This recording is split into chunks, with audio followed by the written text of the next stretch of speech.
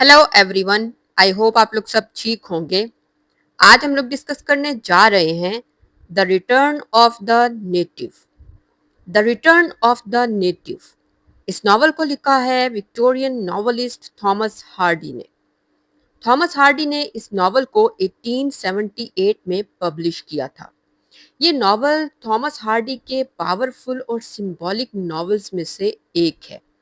तो पहले हम इसकी समरी पढ़ लेते हैं, उसके बाद इसका एनालिसिस करेंगे। The return of the native ये कहानी है एडगन हेथ नामी एक गांव की। डेगरी वैन जो कि एक रिडल मैन है, वो अपनी गाड़ी में थॉमसन योबराइट को लेकर एडगन हेथ पहुंचता है। थॉमसन योबराइट की डेमन वाइल्डेव से शादी एक गलती की वजह से रुक गई थी। वो गलती क्या थी? वो गलती ये थी कि शादी के सर्टिफिकेट में कोई गड़बड़ हो गई थी और थॉमसन इस वजह से बहुत ज़्यादा परेशान हो गई और वो बेहोश हो गई। तो उसे लेकर डेगरे विन अपनी गाड़ी में एडगन हेथ पहुंचता है। कुछ देर बाद पता चलता है कि वो सर्टिफिकेट में जो गलती हुई थी वो एक्चुअल में वाइल्डिव ने खुद जानबूझकर की थी। और वो क्यों की थी? क्योंकि वो यूस्टेशिया वाइस से मोहब्बत करता है और थॉमसन को सिर्फ इसलिए इस्तेमाल कर रहा है ताकि यूस्टेशिया को जला सके, ताकि यूस्टेशिया को बुरा महसूस करवा सके। जबकि डेगरेवन को पता होता है कि यूस्टेशिया और वाइल्डिव एक दूसरे से मोहब्बत करते हैं। डिगरेवन थॉमसन से मोहब्बत करता है और वो इस चीज़ का इजहार पूरे नॉवल में वक्तन फवक्तन करता रहता है थॉमसन की मदद करते हुए। वो यूस्टेशिया को भी समझाता है कि थॉमसन की शादी होने दे वाइल्डिव के साथ, लेकिन वो इस कोशिश में नाकाम रहता है। अब इसी दौरान कहानी में कलीम योबराइट की एंट्री होती है, जो कि थॉमसन योबराइट का कजन है और मिसेस योबराइट का बेटा है। यूस्टेशिया वाई जो कि एडगन हेथ की जिंदगी से बहुत ज्यादा परेशान होती है, तंग आ जाती है। उसे लगता है कि एडगन हेथ से भागने का, इस जिंदगी से भागने का एक ही तरीका है और वो है कलीम योबराइट। वो इस वजह से कलीम योबराइट के करीब आने लग जाती है क्योंकि वो उसे अपनी नजात का जरिया समझती है और उसे देखे बगैर ही उससे मोहब्बत का इरादा कर लेती है और वाइल्डिव से ताल्लुक को तोड़ देती है। वाइल्डिव को ये बात बहुत बुरी लगती है और इसके चलते वो थॉमसन के साथ शादी कर लेता है, जो कि क्लिम योबराइट की कजन है। यूस्टेशिया और कलिम योबराइट एक दूसरे के साथ मिलना जुलना शुरू कर देते हैं और उनके ताल्लुकात बढ़ने लग जाते हैं, जो कि शादी पर ख़त्म होते हैं। कलिम की माँ मिसिस योबराइट इस रिश्ते के बहुत ज़्यादा खिलाफ होती हैं और वो नहीं चाहती कि कलीम और यूस्टेशिया वाई की आपस में शादी हो। अब शादी के बाद कलीम और उसकी माँ के दरमियान दूरी आ जाती है और कुछ अरसे के बाद कलीम और यूस्टेशिया वाई के दरमियान भी इख्तलाफात पैदा होने लग जाते हैं। पहले माँ और उसके दरमियान और फिर यूस्टेशिया और कलीम के दरमियान, क्योंकि यूस्टेशिया का ख्वाब था कि वो पेरिस जाएगी, लेकिन कलीम अपनी ज़मीन पर स्कूल खोलना चाहता है।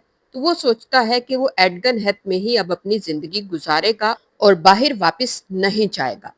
ये बात यूस्टेशिया को बहुत ज़्यादा बुरी लगती है और वो दोबारा से वाइल्डिव के साथ अपने ताल्लुकात को बहाल कर लेती है, क्योंकि वाइल्डिव के हाथ अचानक से एक बड़ी दौलत की विरासत लगती है। मतलब उसकी विरासत में एक बड़ी दौलत अचानक से आ जाती है और यूस्टेशिया को इस बारे में पता चलता है। तो वो दोबारा से वाइल्डिव के करीब आ जाती है। पहले तो वो एक डांस पार्टी में मिलते हैं और उसके बाद घर में भी एक दूसरे के साथ मिलना जुलना शुरू कर देते हैं। डेगरिवन को इस बात का पता चल जाता है कि यूस्टेशिया और वाइल्डिव के दरमियान दोबारा से ताल्लुकात बहाल हो गए हैं। अब एक दिन वाइल्डिव यूस्टेशिया के घर चला जाता है उससे मिलने के लिए, जब कलीम योबराइट सो रहा होता है। उसी दौरान मिसिस योबराइट भी अपने बेटे से मिलने के लिए उसके घर पहुंच जाती हैं, लेकिन यूस्टेशिया क्योंकि वाइल्डिव के साथ होती है, वाइल्डिव घर में मौजूद होता है, इसलिए वो दरवाज़ा नहीं खोलती और मिसिस योबराइट मायूस होकर वापस चली जाती हैं। अब वो मायूसी के आलम में वापस जा रही होती हैं और गर्मी की वजह से एक जगह पर बैठ जाती हैं, तो वहां पर एक सांप मिसिस योबराइट को काट लेता है جس کے بعد مسز یوبرائٹ مر جاتی ہیں۔ کلم کو اپنی ماں کی موت کے بارے میں پتہ چلتا ہے تو وہ خود کو اس چیز کا الزام دیتا ہے۔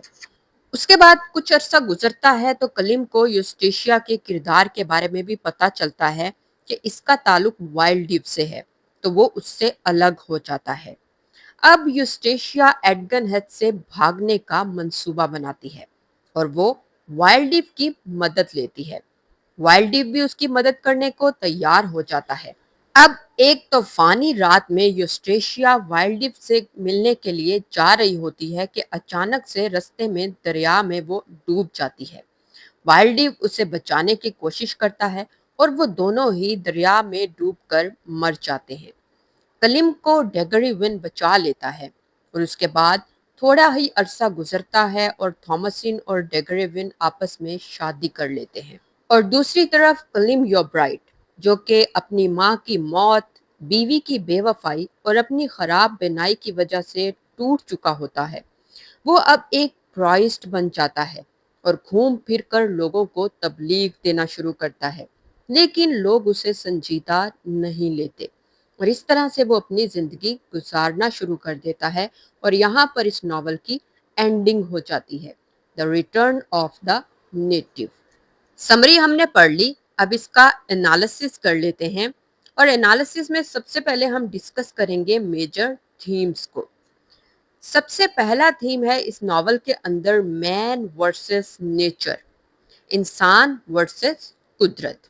ہم دیکھتے ہیں کہ ایڈگن ہیتھ جو کہ ایک کیریکٹر ہے اس ناول کے اندر، یہ ایک جگہ نہیں ہے، یہ ایک کیریکٹر ہے، اور کس طرح سے ہم نیچر کو دیکھتے ہیں کہ وہ پاورفل ہے، وہ ٹائم لیس ہے، وہ ان ڈیفرنٹ ہے، کہ قدرت کس طرح سے اپنا رول پلے کرتی ہے پورے ناول کے اندر۔ یوسٹیشیا وائی کو یہ ایک قید خانہ لگتا ہے، اسے لگتا ہے کہ ایڈگن ہیتھ میں اس کا دم گھٹتا ہے، جبکہ کلم یوبرائٹ اسے قبول کر لیتا ہے، وہ باہر سے واپس ایڈگن ہیتھ آ جاتا ہے اور یہاں پر اپنی زندگی گزارنا شروع کر دیتا ہے۔ تو ہم دیکھتے ہیں کہ کس طرح سے اس ناول کے اندر انسان کی خواہشات اور قدرت کے درمیان ٹکراؤ ہوتا ہے۔ یوسٹیشیا جب یہاں سے بھاگنے کی کوشش کرتی ہے تو وہ مر جاتی ہے۔ تو ہم دیکھتے ہیں مین ورسس نیچر۔ نمبر 2 پر اس ناول کے اندر تھیم ہے فیٹ اینڈ چانس، تقدیر اور اتفاق۔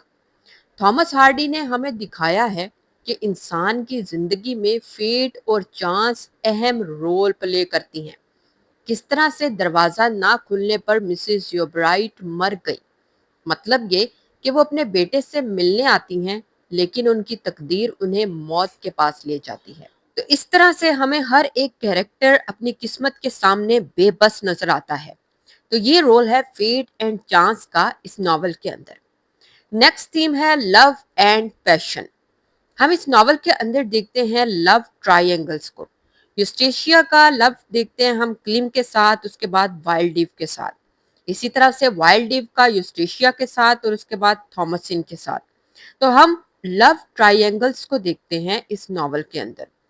نیکسٹ تھیم ہے اس کے اندر ایلینیشن اینڈ آئسولیشن، تنہائی اور ایلینیشن، کہ کس طرح سے اجنبیت دیکھتے ہیں ہم، آئسولیشن دیکھتے ہیں ہم اس ناول کے اندر۔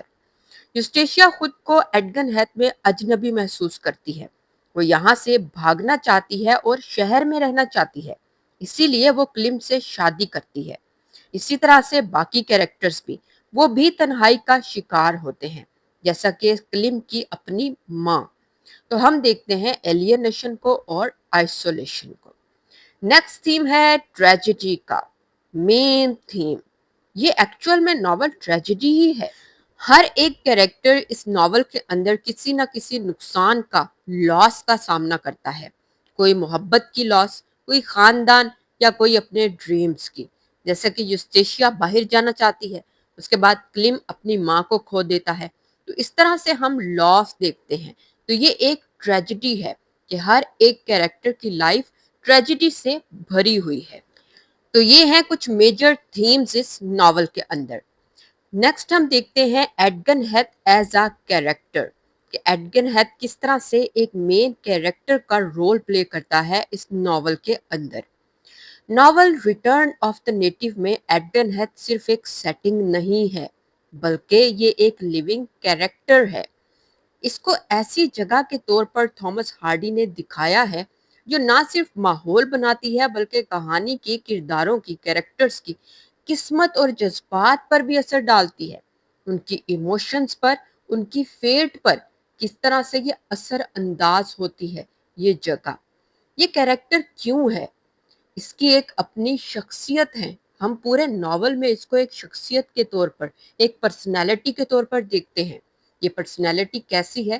طاقتور، سیریس اور ہمیشہ سے ٹائم لیس، ایک ہی جگہ پر رہنے والی۔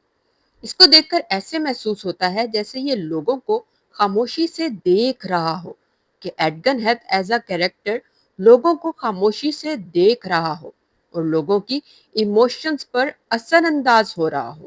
یوسٹیشیا اسے قید خانہ سمجھتی ہے اور اس سے نفرت کرتی ہے۔ کلیم اسے اپنا گھر مان لیتا ہے، وین اسے قبول کر لیتا ہے، اسی طرح سے وائلڈ ڈیپ بھی۔ تو ہر ایک کیریکٹر کی لائف میں یہ ایک میجر رول پلے کرتا ہے۔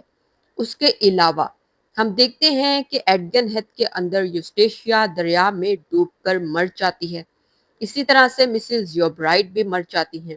تو کئی طوفانی اور اندھیری راتیں دیکھتے ہیں ہم اس جگہ میں۔ کئی لوگ آتے ہیں، روتے ہیں، محبت کرتے ہیں اور مر جاتے ہیں، لیکن ایڈگن ہیتھ ہمیشہ سے ویسا کا ویسا ہی ہے۔ ایسے لگتا ہے جیسے ہر واقعے کا خاموش گواہ ہے ایڈگن ہیتھ۔ تو ہم ایڈگن ہیتھ کو ایز اے کیریکٹر دیکھتے ہیں کہ کس طرح سے ہر ایک کیریکٹر کی زندگی میں یہ رول پلے کر رہا ہے۔ یہ صرف ایک جگہ نہیں ہے بلکہ ایک سمبولک کیریکٹر ہے جس کی فطرت ہے، تقدیر ہے اور انسان کے ماحول سے ٹکراؤ کو ظاہر کرتا ہے۔ تو یہ ہے ایڈگن ہیتھ ایز اے کیریکٹر۔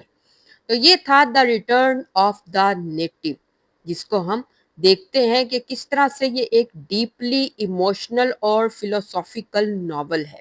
یہ کس طرح سے ایکسپلور کرتا ہے ہیومن ول اور انکنٹرولیبل فورسز آف نیچر کے درمیان جو ٹینشن کریٹ ہوتی ہے، کہ کس طرح سے انسان اپنی تقدیر کے ساتھ ہی لڑ رہا ہوتا ہے، اپنی ڈیسٹینی کے ساتھ۔